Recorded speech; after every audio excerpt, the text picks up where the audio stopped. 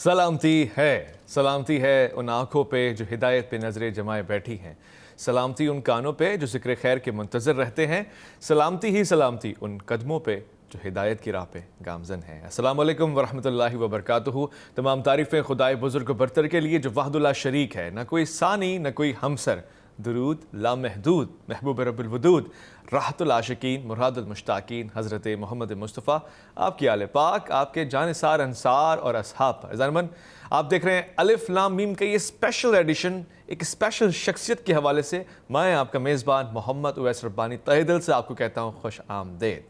कायद आज़म मोहम्मद अली जिन्ना, वो शख्स जो 1876 25 दिसंबर को इस दुनिया में आता है और उसके आने से इस दुनिया में एक नया मुल्क वजूद में आता है, और उससे कबल नई सोच, नया फ़िक्र, नया अंदाज, मगर दीन और मुसलमान दोनों को एक ही प्लेटफॉर्म पे लाकर एक आज़ाद खित्ता और फिर उनकी मर्ज़ी का, जहाँ वो इबादत कर सकें, जहाँ वो अपनी मर्ज़ी से ज़िंदगी गुजार सकें, जहाँ वो इस्लामी उसूलों की पासदारी कर सकें, जहाँ वो कवानीन बनाएं और उस पर अमल करें, उस शख्स का यौम विलादत करीब आता जा रहा है। लिहाजा हमने बानी की कहानी और बानी की ज़बानी इस प्रोग्राम अलिफ लाम मीम में ख़ास सेगमेंट तरतीब दिया है, जिसमें मैं आपको लेके जाना चाहता हूँ तारीख़ के उन दरीचों में कि जब मोहम्मद अली जिन्ना दुनिया में आए, छोटे थे, मासूम थे, उस वक्त क्या लगन थी, क्या मेहनत थी। आपका अपना कहना है और आप सच्चे साबित हुए। आज 2021 में जो कि गुजरता हुआ है और गुजर गया है, ये बात अपनी जगह इंतहाई रोशन है कि दुनिया में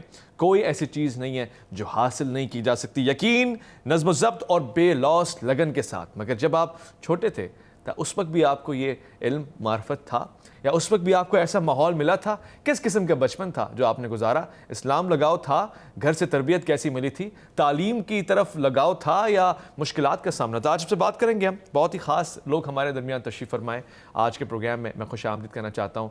बहुत ही प्यारे हैं, शीरीं गो हैं, गुफ्तगू जब करते हैं अतदाल से काम लेते हैं, और मैं ये कहता हूँ कि इत्तेहाद और इत्तेफाक की बात करते हैं। तारीख़ का मुताला भी बहुत अच्छा है, और ख़ास तौर से जब भी आज के दौर में फ़ी ज़माना कोई मसला आता है, कोई ऐसे मसाइल दरपेश होते हैं, तो बिला झिझक बिला तरद्दुद आपसे सवाल जवाब कर लेता हूँ। बहुत कुछ सीखने को मिलता है। मुफ्ती इरशाद हुसैन सईदी, अस्सलाम वालेकुम वरहमतुल्लाह। वालेकुम अस्सलाम वरहमतुल्लाहि वबरकातुहू। कैसे मिजाज, खैरियत से? अल्हम्दुलिल्लाह। साथ साथ हमारे तशरीफ़ फरमा होंगे आज नौजवान नस्ल की नुमाइंदगी भी यहाँ भरपूर होनी चाहिए, क्योंकि मैं ये सवाल जहन में रखता हूँ कि आज के दौर में जिन्ना साहब को, उनके विजन को, उनके नज़रिए को कैसा देखा जाता है? आज का नौजवान कितना जानता है? दूर तो नहीं है उस कायद से कि जिसने हमें दूर की मंजिल करीब करके दी। लिहाजा इस्लामाबाद से हमारे साथ तशरीफ़ फरमाएँ जिन्ना की पाकिस्तान की वुमेन चांसलर हैं फेडरल, लारैफ फातिमा। अस्सलाम वालेकुम वरहमतुल्लाह। वालेकुम अस्सलाम। जी मुफ्ती साहब, सबसे पहला सवाल आपसे यही है, कायद आज़म मोहम्मद अली जिन्ना कैसा देखते हैं उनको, उनकी शख्सियत को? बचपन के अवाइल दौर कैसे गुजर रहे हैं, और कौन है वो हम सब के लिए? जी, सबसे पहले तो बहुत शुक्रिया आपने अपने इस प्रोग्राम में इनवाइट किया।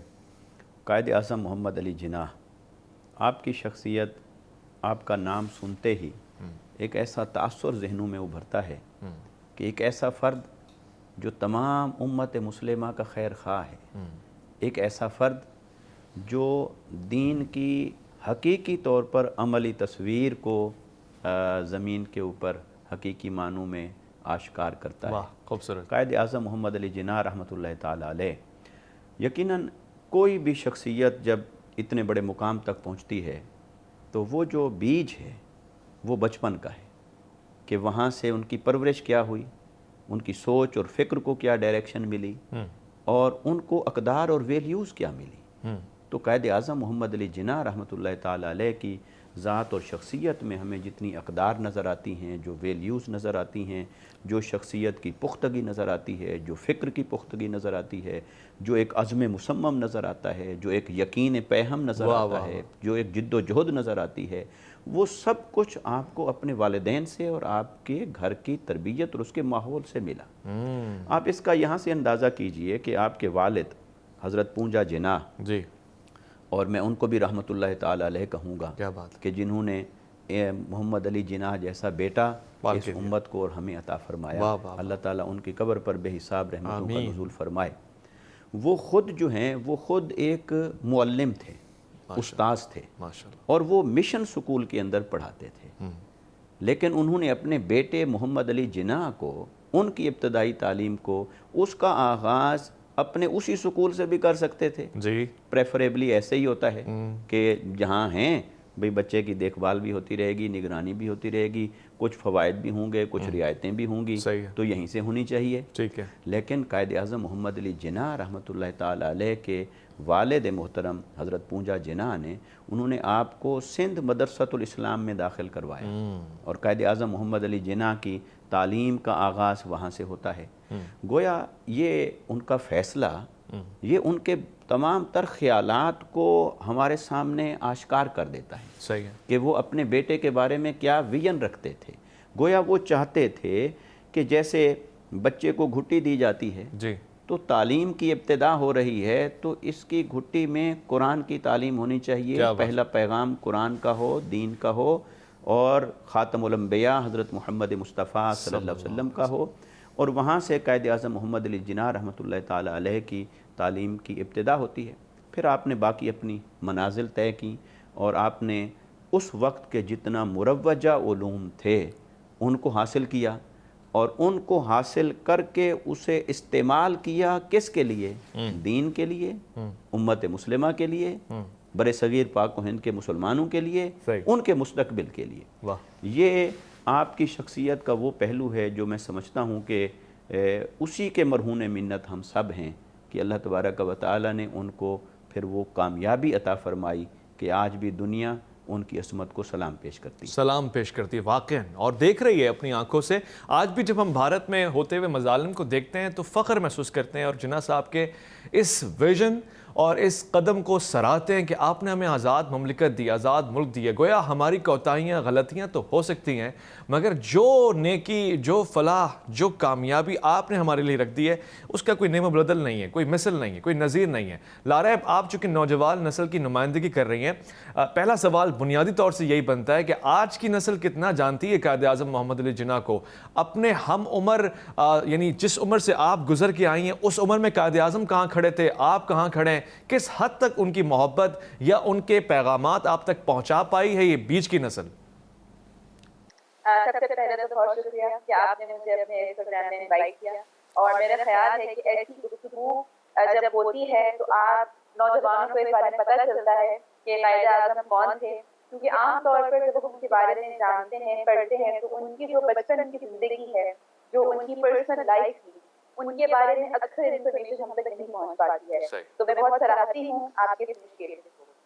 دوسرا آپ کا جو سوال ہے سر، کہ آج کی جو نوجوان نسل ہے ان کے دلوں میں قائد کی محبت ہے۔ اگر میں اپنی بات کروں، اپنے ساتھیوں کی بات کروں، جناح پاکستان فاؤنڈیشن کے نوجوانوں کی بات کروں، تو ہم تو پورا دن اسی جدوجہد میں ہی لگے ہوئے ہیں کہ قائد کی محبت کو دوبارہ اجاگر کیا جائے، قائد کے بارے میں نوجوانوں کو بتایا جائے، یہ پیغام ان تک پہنچایا جائے کہ آپ کا رول ماڈل، آپ کا لیڈر، آپ کی انسپریشن کوئی اور نہیں بلکہ آپ کے قائد اعظم محمد علی جناح ہی ہیں۔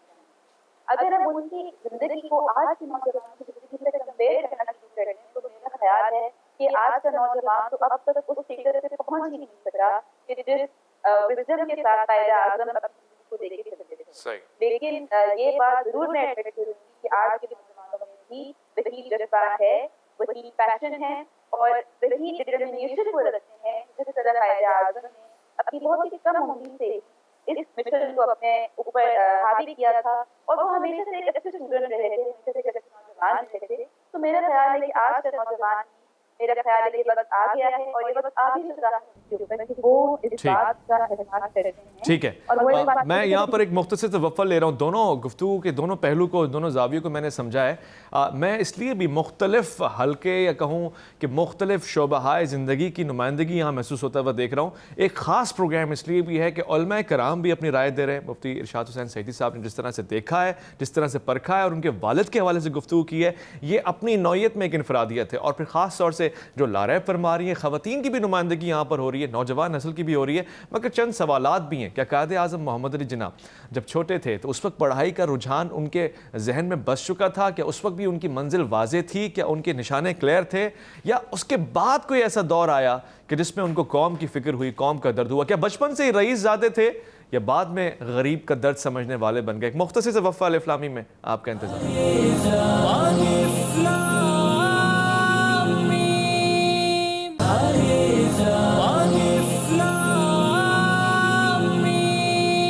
الف لام میم میں خوش آمدید قائد اعظم محمد علی جناح رحمۃ اللہ علیہ، کیا پیارا نام ہے آپ کا۔ میں کہتا ہوں کہ خوش قسمت ہیں وہ لوگ جن کو گھروں سے اتنے مبارک مقدس نام مل جاتے ہیں اور پھر وہ اس نام کی لاج رکھتے ہیں زندگی بھر۔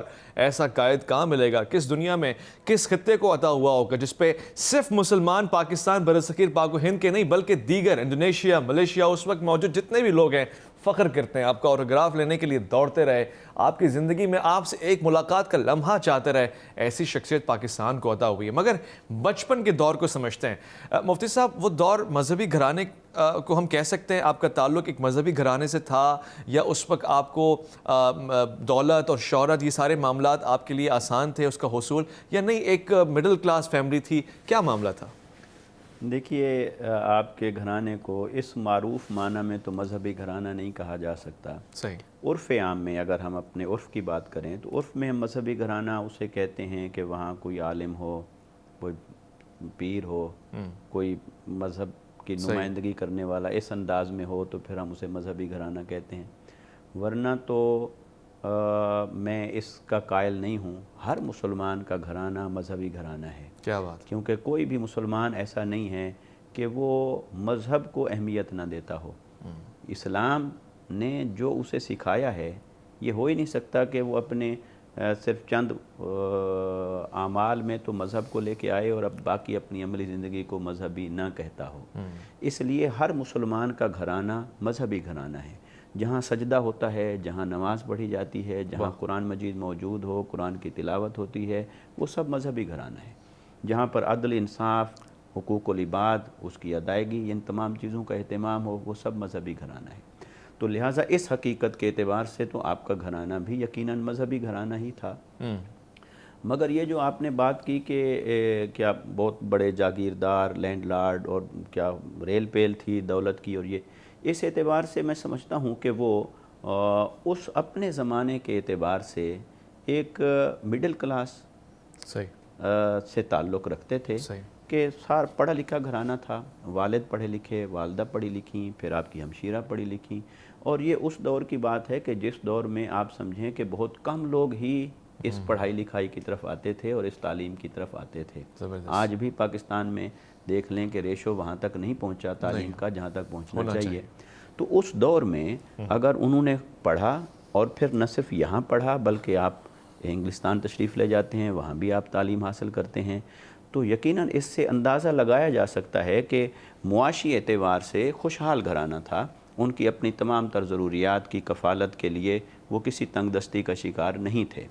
اور مذہبی اعتبار سے بھی یقیناً ویلیوز والا گھرانہ تھا، اس لیے وہاں پر ایسے بچے کی پرورش ہوئی جس نے امت مسلمہ کا رخ بدل دیا اور بر صغیر کے مسلمانوں کی تقدیر بدل دی ایک معنی کے اعتبار سے۔ پھر تیسری جو آپ نے بات شامل کی اپنے سوال میں کہ کیا یہ جو آپ کی زندگی کا کلائمیکس ہے، کیا یہی ویژن، یہ چیز، یہ جذبہ، یہ شروع دن سے تھا آئیڈیالوجی کے اعتبار سے؟ تو میں سمجھتا ہوں کہ ہمیں مطالعہ کرنے سے ایسی کوئی چیز نہیں ملتی۔ یہی وجہ ہے کہ قائد اعظم رحمۃ اللہ تعالیٰ علیہ جب انگلستان سے واپس آئے تو وہ تو بے شک برطانوی سامراج کے جو ظلم و ستم تھے یا جارحیت تھی، استحصال تھا، اس کے خلاف تو تھے، چونکہ وہ یہاں پاکستان نہیں، ہندوستان جو بر صغیر تھا اس کو دیکھ رہے تھے، یہیں پلے بڑھے۔ پھر انہوں نے وہاں جا کے انگلستان کو بھی دیکھا، برطانیہ کو دیکھا، تو ڈیفینیٹلی بیدار مغز آدمی اس کا کمپیریزن کرتا ہے۔ تو وہ یقیناً وہ سمجھتے تھے کہ یہ استحصال ہو رہا ہے بر صغیر کے لوگوں کا۔ وہ جب واپس آئے تو اسی جذبے سے آئے۔ پھر آپ ہندو مسلم اتحاد کے حامی تھے شروع میں، اور یہی وجہ ہے کہ آپ نے مل کے کام کرنے شروع بھی کیا اور اس کے حامی بھی تھے۔ تو اگر پہلے دن سے ہی آپ کو پاکستان بنانے کا آئیڈیا ہوتا تو پھر آپ ہندو مسلم اتحاد کے حامی نہ ہوتے شروع میں، جبکہ اس کی طرف آپ گئے۔ تو اس سے ثابت ہوتا ہے کہ آپ اچھی ویلیوز رکھتے تھے، اچھی آئیڈیالوجی رکھتے تھے، اور غریب لوگوں کے لیے، کمزور طبقات کے لیے ایک کریج رکھتے تھے، ایک ویژن رکھتے تھے، اور رول پلے کرنے کے لیے آمادہ تھے۔ مگر یہ کہ رفتہ رفتہ حالات انہیں اس طرف لے کے گئے کہ اس سامراج سے بر صغیر کے مسلمانوں کو نکالنے کے بعد پھر کسی دلدل میں نہیں پھنسانا چاہیے۔ اس لیے پھر انہوں نے ٹرن لیا اور پھر وہ مسلم لیگ کی طرف آئے اور پاکستان کے نظریے کی طرف آئے. بھانپ لیا انہوں نے, دور اندیش آدمی تھے, سمجھ گئے مشکلات سے بھی جو درپیش تھی امت, اس کو بھی آپ نے جان لیا.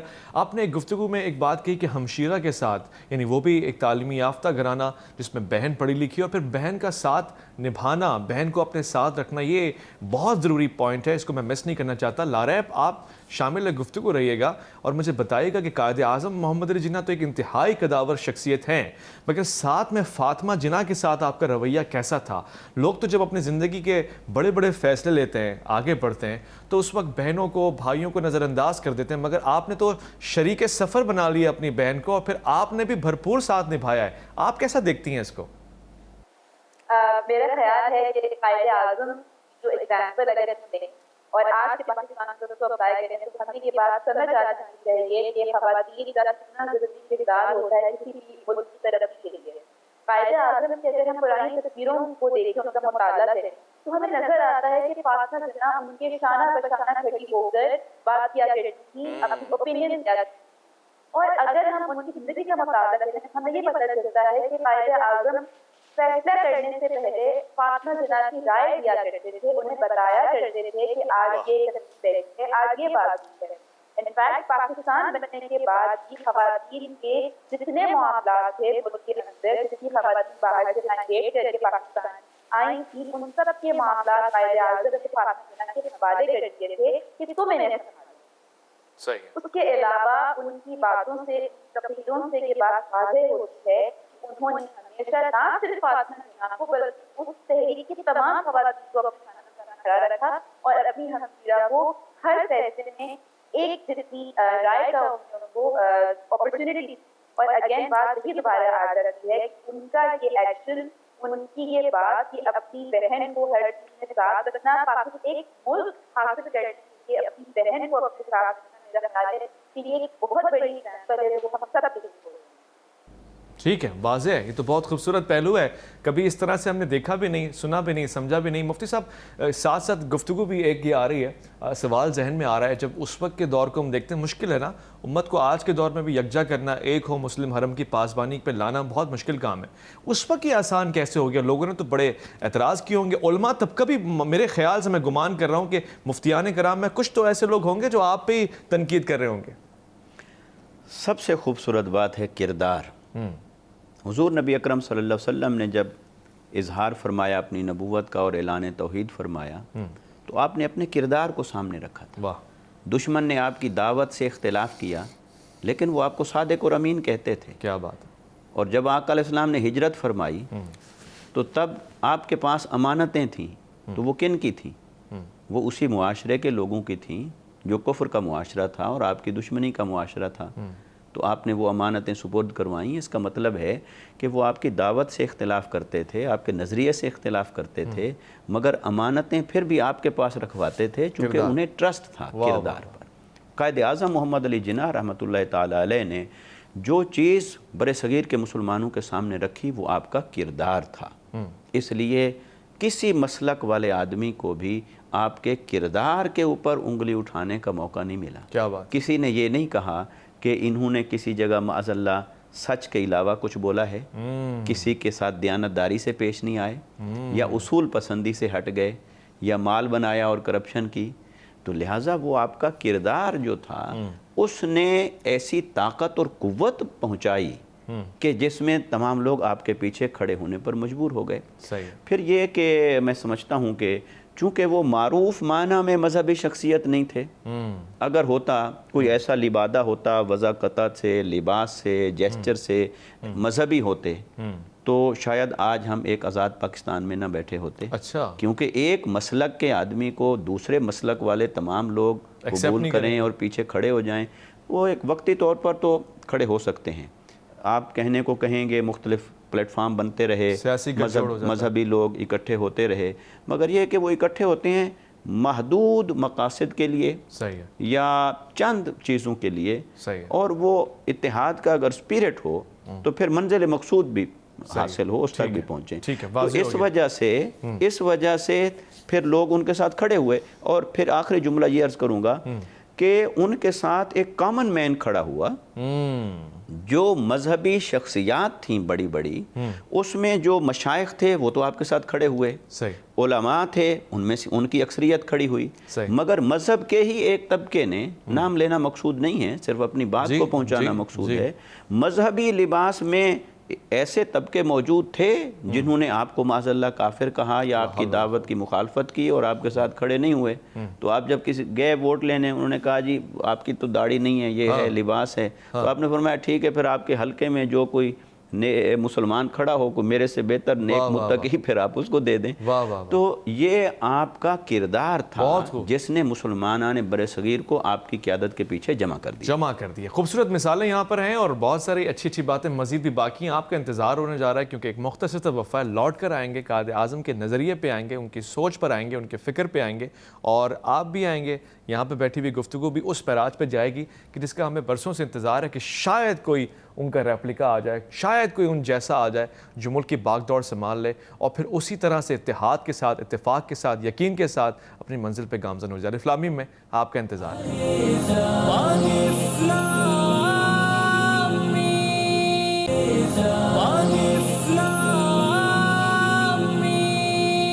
خوش آمدید۔ الف لام میم میں گفتگو ہو رہی ہے قائد اعظم محمد علی جناح رحمۃ اللہ علیہ کے حوالے سے۔ آپ کی یوم پیدائش جس طرح سے ہم قریب ہوتے جا رہے ہیں، ہم چاہتے ہیں کہ آپ سے بھی قریب ہوں، آپ کی سیاسی سوچ اور آپ کی وہ لافانی سوچ جس کا آج تک دشمن مقابلہ نہیں کر سکا، دشمن خام ہو گیا آپ کے آگے، وہ کیا تھی؟ وہ ارادہ، وہ خود اعتمادی، وہ ڈسپلن، وہ کردار جس کے لیے علامہ اقبال بھی کہہ رہے ہوں کہ انکرپٹیبل، انپرچیزبل، نہ اسے کوئی کرپٹ کر سکتا ہے، نہ کوئی اس کو خرید سکتا ہے۔ وہ والا کردار اصل میں مصطفی کردار ہے جو مسلمان کا کردار ہونا چاہیے، جو آپ رحمت للعالمین صلی اللہ علیہ وآلہ وسلم کے ماننے والے کا کردار ہونا چاہیے، وہ ہے۔ مگر آج کے دور میں بھی ذرا جھانک کے دیکھتے ہیں نا، کیونکہ بانی پاکستان آج کے دور کو بھی ویسا دیکھنا چاہتے ہیں جیسا وہ خواب رکھتے تھے جو جناح کا پاکستان تھا۔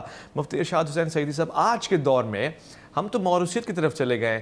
ظاہر ہے اگر یہی سلسلہ حق کا ہوتا اور یہی فلسفہ پاکستان کا ہوتا، یہی اگر جناح کا پاکستان ہوتا تو پھر قائد اعظم کی اولادیں یہاں پر حاکم ہوتی، حکومت کرتی، کوئی نہ کوئی وزیر ہوتا، کوئی مشیر ہوتا۔ جی ایسے ہی ہے، یہی ان کی سچائی کی بہت بڑی دلیل ہے کہ انہوں نے جتنی سٹرگل کی، جتنی ایفرٹ کی، وہ نہ اپنے لیے کر رہے تھے، نہ اپنے خاندان کے لیے کر رہے تھے، نہ اپنی اولادوں اور اپنی آنے والی نسلوں کے لیے کر رہے تھے، بلکہ وہ مسلمانان برصغیر کے لیے کر رہے تھے، وہ اللہ اور اس کے رسول صلی اللہ علیہ وسلم کی رضا کے لیے کر رہے تھے۔ یہی وجہ ہے کہ انہوں نے اتنی بڑی عظیم سلطنت بنا کے مسلمانوں کے حوالے کی اور پھر اپنی اولادوں میں سے، خاندان میں سے کسی کو آگے پروموٹ نہیں کیا تاکہ یہ روش نہ چل پڑے۔ آج ہم اگر اپنی پولیٹکس میں دیکھیں، سیاستدانوں کو دیکھیں، سیاسی جماعتوں کو دیکھیں، تو کیا ہے کہ باپ کے بعد بیٹا ہے، بیٹا نہیں تو بیٹی ہے یا بھائی ہے۔ تو یہ اور دلیل کیا دی جاتی ہے کہ بھی اگر ایسا نہیں ہوگا تو جو ہمارا کارکن ہے وہ کسی اور کے پیچھے کھڑا نہیں ہوگا۔ بھئی آپ نے اپنے کارکن کو ایسا بنایا کیوں صحیح ہے کہ وہ نظریے کے پیچھے کھڑے ہونے کی بجائے شخصیت کے پیچھے کھڑا ہو؟ کیا بات ہے۔ آپ کارکن کی تربیت ایسی کرتے کہ وہ نظریے کے پیچھے کھڑا ہو، چاہے اس نظریے کا علم بردار کوئی بھی ہو۔ تو خیر وہ جتنی پھر عقل بڑی عیار ہے، 100 بھیس بدل لیتی ہے، دلیلیں تو ہم 100 نکال لیتے ہیں، یہ ریزن ہے، یہ جسٹیفیکیشن ہے، مگر قائد اعظم رحمۃ اللہ تعالیٰ علیہ کی شخصیت کی یہ سچائی اور اخلاص، اس کی مثال نہیں ملتی کہ آپ نے پاکستان بنایا اور مسلمانوں کے حوالے کر دیا، اور یہ آپ کے کردار کی ایک عظیم بات، روشن دلیل ہے۔ پھر اسی طرح قائد اعظم محمد علی جناح رحمۃ اللہ تعالیٰ علیہ کی شخصیت اور کردار کو اگر ہم دیکھیں، آج کوئی شخص مسجد بناتا ہے، وہ کہتا ہے یہ میرے لیے صدقہ جاریہ ہے، یہ مجھے جنت میں لے جائے گی۔ مدرسہ بنایا، بھئی یہ مجھے جنت میں لے جائے گا، صدقہ جاریہ کر دیا، کہیں ویلفیئر چیریٹی کر دی۔ تو یہ چھوٹے چھوٹے اعمال کو اپنے لیے باعث نجات سمجھنے والے لوگ، افسوس ہوتا ہے جب قائد اعظم محمد علی جناح رحمۃ اللہ تعالیٰ علیہ کے اوپر تنقید کریں اور کوئی ان کے مسلک کو، کوئی ان کے عقیدے کو لے کے بیٹھا ہو۔ انہوں نے مسلک کا تو پرچار ہی نہیں کیا۔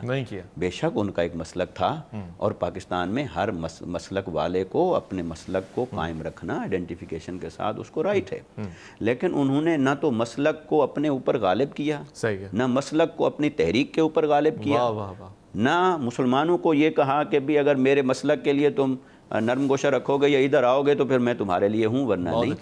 تو لہٰذا اسلام کی چھتری کے نیچے، اسلام کے امبریلا کے نیچے انہوں نے ایک وائڈر سینس میں ایک بڑے ویژن کے ساتھ ان کو امت کے امبریلا کے نیچے جمع کیا. بالکل ایسا ہی ہے. تو قائد اعظم محمد علی جناح رحمۃ اللہ تعالیٰ علیہ نے اتنا بڑا پاکستان بنایا، تو کیا یہ اس حدیث کے تحت نہیں آتا کہ جس میں آقا علیہ السلام نے ارشاد فرمایا کہ من سن فی الاسلام سنتا حسنتا فلہ اجرہا و اجر من عمل علیہا، کہ جس کسی نے ایک اچھے کام کی بنیاد رکھی اس کا اجر وہ بھی پائے گا اور آنے والے بھی عمل کرتے رہیں گے اور اس کا اجر اسے ملتا رہے گا.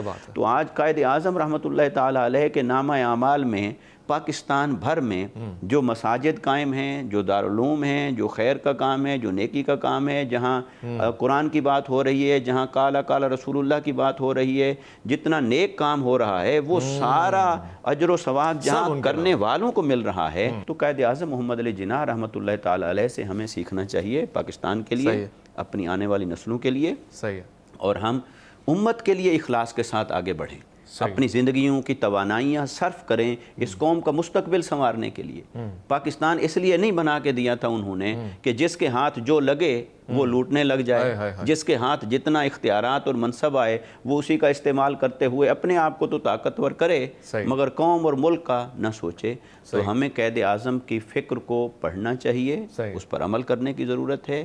بنایا بھی قائد اعظم کی فکر نے ہے پاکستان کو، اور پاکستان اگر کسی منزل تک پہنچے گا تو وہ اسی فکر کے اوپر چل کے ہی پہنچے گا. بہت خوب. مفتی صاحب ایک سوال ہے جو بہت دوست پوچھتے ہیں اور میں نے آپ سے غنیمت کے طور پہ پوچھ لینا ہے. ازدواجی زندگی ہر بڑے لیڈر کی ڈسٹرب رہتی ہے. قائد اعظم کی ازدواجی زندگی کو اگر ہم دیکھتے ہیں خاص طور سے وہ ایک تو انتقال ہو گیا پہلی زوجہ کا، اس کے بعد دوسری زندگی کیسے، کیا وقت نہیں دے پائے یا سنبھال نہیں پائے یا مقاصد اور تھے اور پھر گھر میں تو مسئلے ہو ہی جاتے ہیں. وہی معاملہ بیٹی کے ساتھ بھی رہا. دیکھیں یہ جو گھریلو زندگی ہے اس کا ایک خاص میکانزم ہوتا ہے. صحیح ہے. اس میں خاص طور پر ڈسٹربنس تب آتی ہے جب آپ یا تو ذہنی ہم آہنگی نہ ہو، صحیح ہے، یا آپ وقت نہ دے پائیں. صحیح ہے. تو ہم یہ تو نہیں کہتے کہ ذہنی ہم آہنگی نہیں ہوگی، البتہ یہ بات ضرور ہے کہ قائد اعظم کے ویژن کو میچ کون کرے. واہ واہ واہ. تو یہ بھی تو ایک فرق پڑتا ہے نا ایک چیزوں کا. ہم کف نہیں ہے نا. تو لہٰذا اس سوچ کو، اس ویژن کو، اس کو میچ کرنا تو بڑے بڑے لیڈرز کا کام نہیں ہے. صحیح ہے. تو چہ جائے کہ جن کا اس شعبے سے واسطہ نہ ہو. یہ فرق بھی ہو سکتا ہے، یہ بھی میٹر کرتا ہے. صحیح. دوسرا میں سمجھتا ہوں مصروفیات کا بھی عمل دخل ہے. جب ان کے کندھوں پر امت کی ذمہ داری اور قوم کی ذمہ داری آ گئی تو پرائرٹی بھی وہی بن گئی. جب پرائرٹی وہی بنی تو گھر کے کام کاج، تو گھر کے کام کاج تو اس طرح پھر بندہ نہیں کر پاتا. پھر یہاں پر آ کر گھر والوں کی طرف سے ایک بہت بڑی قربانی ہوتی ہے کہ یا تو وہ پھر اس کو انڈرسٹینڈ کریں اور پھر قربانی دیں اور کہیں ٹھیک ہے آپ اللہ اور اس کے رسول کے لیے وقف ہیں، قوم کے لیے وقف ہیں، ہمارے جو حقوق آپ کے اوپر ہیں اس زوجیت کے سبب وہ ہم نے آپ کو معاف کیے اور ہم آپ سے خوش ہیں، راضی ہیں. تو پھر تو سیٹلمنٹ ہو جاتی ہے. اور اگر بیوی نے، گھر والوں نے اپنے حقوق مانگنے ہیں جو کہ ان کا حق ہے اور وہ شریعت نے ان کو دیے، تو پھر وہ پورے کرنا مشکل ہو جائے گا. تو ایسے اس وجہ سے یہ بھی ایک فیکٹر ہوتا ہے. اور بھی کئی اسباب ہو سکتے ہیں گھریلو زندگی کے. بہت خوب. یا اب یقینی طور سے یہ بات تو واضح ہو گئی. ہمیں فخر ہے اپنے قائد کے اوپر اور جس طرح سے آپ نے زندگی گزاری ہے، مثالی ہے بہت سے لوگوں کے لیے. اور پھر یہ سیاسی جدوجہد ہی نہیں ہے فقط، بلکہ یہ نظریاتی جدوجہد ہے جو آج بھی جاری ہے اور آج بھی پاکستان کی بقا اسی فارمولے کے اندر ہے. لارا میں آپ سے آخری کامنٹ لینا چاہوں گا. جیسے کہ قائد اعظم محمد علی جناح کی شخصیت کو ہم دیکھ رہے ہیں، جس طرح سے ہم پرکھ رہے ہیں، آپ کو نہیں لگتا کہ اس کو نصاب میں مزید واضح انداز سے روشن ہونا چاہیے، اس کے اوپر لکھنے اور پڑھنے پہ کام ہونا چاہیے، اور آج کے بچے کو صرف قائد اعظم کی تصویر نوٹ پہ دکھا کے کافی نہیں کہہ دینا چاہیے، بلکہ ہر شے میں ان کو قائد اعظم کی جھلک نظر آنی چاہیے، پاکستان کو بنتا ہوا دیکھ کے قائد اعظم کی جھلک نظر آنی چاہیے. ایک فیصلہ ہو، اس پہ قائم رہیں اور نظریاتی جنگ میں ہم کامیاب ہوں. اس کا فارمولہ کیا ہو سکتا ہے؟ سب سے پہلے تو سر ہم ہر 25 دسمبر کو یہ نغمہ پڑھتے ہیں، قائد اعظم تیرا احسان ہے احسان، لیکن ان کے احسان کی گہرائی تک ہم نہیں جا پاتے کہ یہ ملک جو انہوں نے ہمیں دیا ہے اس کی جدوجہد کی. اور میرا خیال ہے کہ اگر اس جدوجہد کو، ان کی زندگی کو، ان کے کہے کی باتوں کو، ان کی کی گئی تعلیمات کو اگر حساب شامل کر دیا جائے اور پرائمری لیول سے ہی چھوٹے بچوں کو اگر ہم بتانا شروع کریں، پھر جب وہ ہائی اسکول میں جاتے، کالج میں جاتے، تو میرا خیال ہے کہ یہ ایک پورا پروسیس ہے جن سے ہمارے بچوں کو گزرنا چاہیے، انہیں یہ بات پتہ ہونی چاہیے کہ جن قائد اعظم کے لیے ہم نغمے پڑھتے ہیں، جن کی تصویر ہمارے پیسوں کے اوپر ہے، وہ اصل میں تھے کون؟ ان کی اصل میں سرزش ہی کیا پاکستان کے لیے؟ کیونکہ صرف محض یہ کہہ دینا کہ ہمیں پاکستان دیا، ہمارے لیے پاکستان بنایا، میرا نہیں خیال کہ ایک بات ہی بچوں کو پتہ ہونا لازمی ہے کہ پیچھے جدوجہد کی تھی، اس کے پیچھے ان کا کام کتنا تھا، ان کی کوالٹی کیا کیا تھی، وہ انسان کیسے تھے، وہ لائر کیسے تھے، وہ ایک سیاستدان کیسے تھے، وہ ایک کیسے اسٹوڈنٹ تھے۔ میرا خیال ہے کہ یہ سب چیزیں نصاب میں شامل ہونی چاہیے۔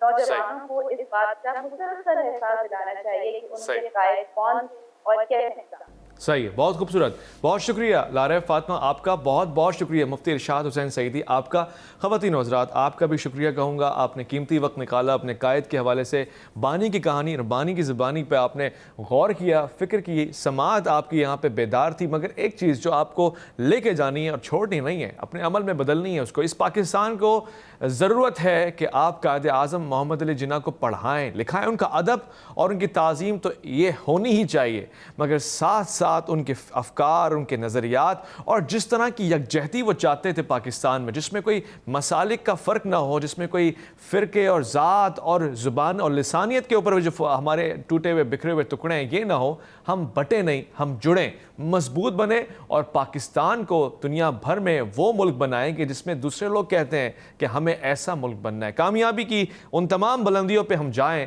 اس کے لیے ہمیں قائد اعظم کو پڑھنا ہوگا، کیونکہ یہ وہی شخص ہے جو ایک مختلف نوعیت کے مراحل سے گزرتا ہوا پاکستان کو عظیم اور عظیم مملکت بنانے کا خواب دیکھنے کا بھی حوصلہ رکھتا ہے۔ قائد اعظم اس وقت غیر ملکی سفر میں تھے، یہ غالباً پہنچ چکے اور وہاں آباد ہیں، ہاسٹل لائف چل رہی ہے، ایک جگہ پہ رینٹ پہ رہتے ہیں جہاں پہ غیر مسلم مالکن رہتی ہیں، ان کی فیملی رہتی ہے، اور ایک رسم بھی آئی، اس رسم میں یہ کھیل تھا کہ جو بھی اس دروازے سے گزرے گا اس کو بوسہ دینا پڑے گا، تو وہ اس دروازے سے گزرتے ہیں، کھڑے ہوتے ہیں، مگر وہ اس کھیل کا حصہ نہیں بنے۔ جب ان سے یہ کہا گیا کہ اب آپ چاہیں تو مالکن کو بوسہ دیں کیونکہ یہ تو رسم ہے، یہ رواج ہے، یہ مذہبی اتوار ہے، تو آپ نے کہا نہیں، یہ آپ کے اتوار ہے، میں اس کی عزت کرتا ہوں، مگر میں جس رسم اور جس ریت رواج سے تعلق رکھتا ہوں وہاں کے لوگ جب اسے سنیں گے تو اس کو معیوب سمجھیں گے، یہ میرے لیے شایان شان نہیں ہے، میں جس کا امتی ہوں یہ اس حساب سے مجھے زیب نہیں دیتا۔ یہ ہے رب العالمین جو علام الغیوب ہے، اس کا ماننے والا، کہ لوگ نہیں بھی دیکھ رہے ہوں تو اس کا کردار ویسے استقامت پسند ہو اور اس کا کردار ویسے ہی بلند ہو۔ اپنا بہت خیال رکھیں گے، آپ اپنے سے بڑھ کے خیال رکھیں گے، ملک پاکستان کا، جناح کے پاکستان کا۔ اللہ کی امان۔